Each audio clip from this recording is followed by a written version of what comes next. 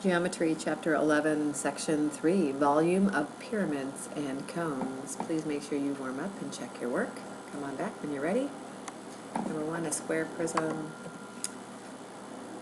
Number 2, the volume of a regular hexagonal prism. And a cylinder. And remember that prisms and cylinders are related in that we just take the base area times height to find volume. Today we will learn and apply the formula for the volume of a pyramid, and we'll learn and apply the formula for the volume of a cone. The volume of a pyramid is related to the volume of a prism with the same base and height. The relationship can be verified by dividing a cube into 3 congruent square pyramids. So one cube could be broken down into 3 congruent square pyramids. Square meaning their base is one of the sides, right? So the volume is 1/3 of the base area times height. We saw this when we created these 3D figures, these polyhedron, in 7th grade. The square pyramids are congruent, so they have the same volume. The volume of each pyramid then is 1/3 of the volume of the entire cube. So volume of a pyramid with a base area B and a height of H equals 1/3 of base area times height. Go ahead and pause the video, come back, check your work. So we start with volume equals base area times height, right? 1/3 of base area times height for a pyramid. And the base area of a rectangular pyramid is a rectangle, right? So volume of 11 times 18 meters squared times the height of 23. So you should have 1,518 meters cubed. Example 1b, find the volume of the square pyramid with base edge length 9 and height of 14. So when they ask this question, they don't even need to show that the base and height of the base are both 9. They said it was a square, so even one edge length, base edge length, will tell you what the base and height both are, right? So once again, volume equals base area times height divided by 3, right? And so we have 81 times height of 14 divided by 3 for 378 centimeters cubed. Find the volume of the regular hexagonal pyramid with height equal to the apothem of the base. And so we know that to find the base, we could spread this hexagon straight out and form how many triangles? That's right, 6. We saw this before, right? So we would have the apothem, right? The apothem is the height of each of these little triangles to the center of the polygon times the base over 2. And all of those bases added up form a perimeter of the hexagon. So we have half of the perimeter times apothem. That gives us the area of the regular polygon. That's our base area. And we would find that. And then they tell us that the height is equal to the apothem of the base. So we can multiply 6 times the square root of 3, and we find that the total volume is 216 square root of 3 feet cubed.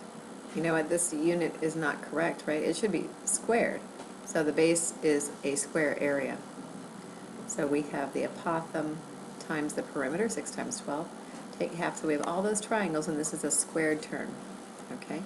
And now we, to find the volume, can multiply that base area by the height, which we were told is equal to the apothem. So we would simply start with our formula, substitute the base area we found, and the height we know to be 6 times the square root of 3.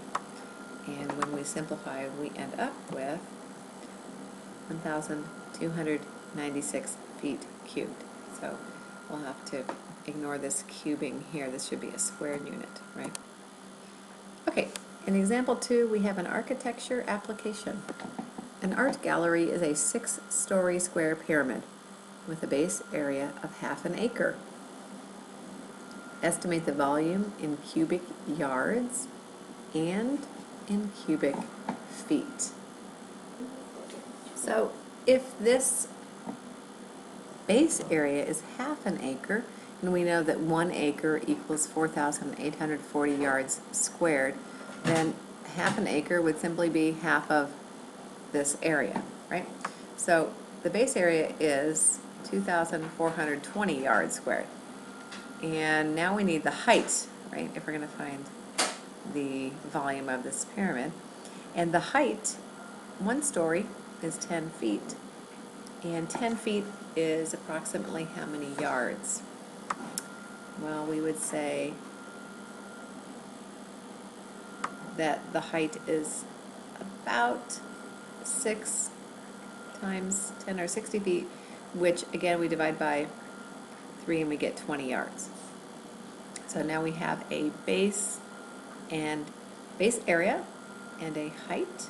So to find the volume, we'll use our volume of a pyramid formula, and we'll substitute our known base area and height in yards, right? And we find approximately 16,133 yards cubed. They're rounding it to the hundreds of yards cubed. And now we would use a conversion factor to convert from yards cubed to, they asked us for feet cubed as well, right? And so we could say that 1 cubic yard is 3 feet times 3 feet times 3 feet, right? Or 27 feet cubed. So the conversion factor is 27 feet cubed to 1 yard cubed. Remember, the units are cubed in volume. So we can simply multiply our yards cubed by our conversion factor. Yards cubed end up canceling, and we get approximately 436,000 feet cubed. All right, so cones. Cones are similar to pyramids in that their volume depends upon the base area and the height, right?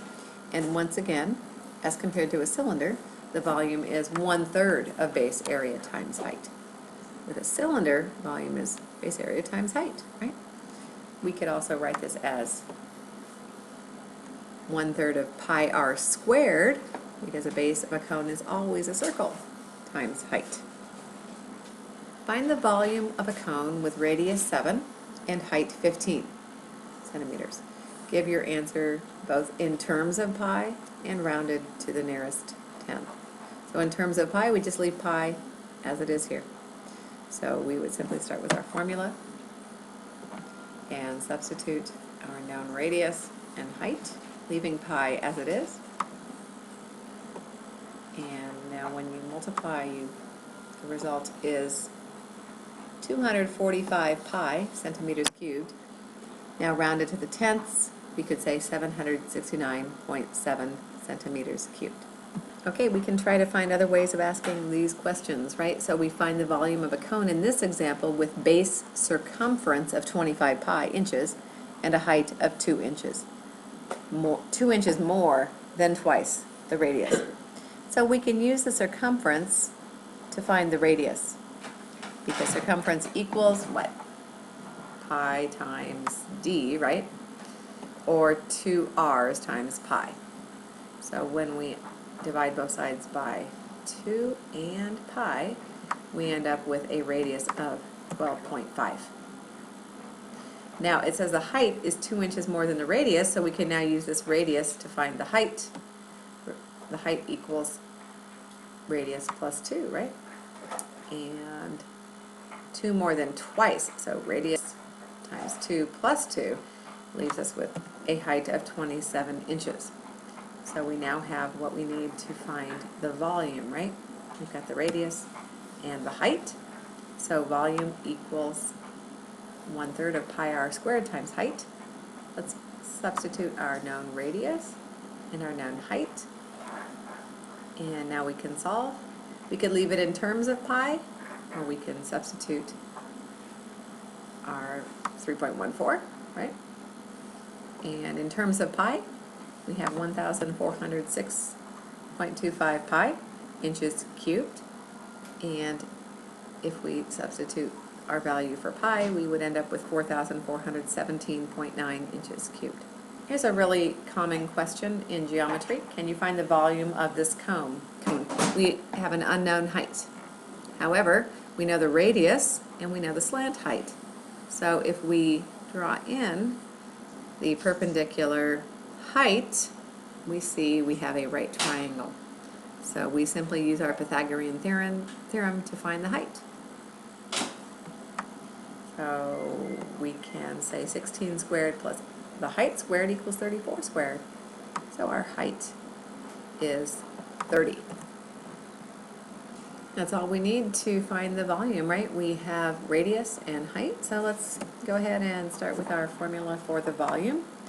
1/3 pi r squared times height. And substitute our radius, 16, and our height of 30. And you should have 2,560 pi centimeters squared, or 8,042.5 centimeters cubed. Let's explore the effects of changing our dimensions. If the diameter and height of the cone are divided by 3, what will happen to the volume? Well, one way to answer this would be to experiment with the original dimensions and with the new dimensions, the dimensions of radius and height being divided by 3.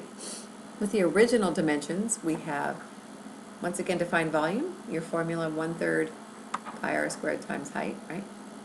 And in this case, what is radius? Yeah, radius is 15 divided by 2, or 7.5 squared times 15. And so we have a volume given here. Now with our radius and height being divided by 3, we would begin again with the formula. Our radius is now a lot smaller, it's 5, right? And the height is also 5. So we substitute that, and we end up with 125 over 12 inches cubed. So what's the difference between these two values, the original dimension and the new? So when we divide by 3, in both of these cases, when we square the radius, it's as though we are dividing by 1/3 squared, or multiplying by 1/3 squared, and the height is height over 3. So we end up with a factor of 3 squared times 3, or 27 in the denominator, don't we? So if the radius and height are divided by 3, the volume is really divided by 3 cubed, or by 27. With volume, we cube dimensions, don't we? Can you find the volume of a composite 3D figure? Find the volume of this composite figure and round to the nearest tenth. So we're going to find the volume of each piece and combine them, add them, right? We need the upper cone, the lower cone, and what is this shape in the center? That's right, it's a cylinder. So we will start with the upper cone. There's our volume of a cone. The radius there is 21, and the height is this total 70 from the base of the cylinder to the top, and take away the height of the cylinder, 35, right? So we have about 25 there. We end up with a cone volume of 5,145 pi. The cylinder now, again, the volume of a cylinder is the base area, which is a circle, right? So pi r squared times height. So this circle has a radius of 21 and a height of 35. So we could say a volume of 15,435 pi centimeters squared, cubed. And the lower cone has a different height, a height of 40. Same radius of 21. So when we substitute, we find a volume of 5,880 pi centimeters cubed. So when we combine all of these three volumes, you should have to 26,460 pi centimeters cubed, or 83,126.5 centimeters cubed. Come back and check your work when you have answered these questions.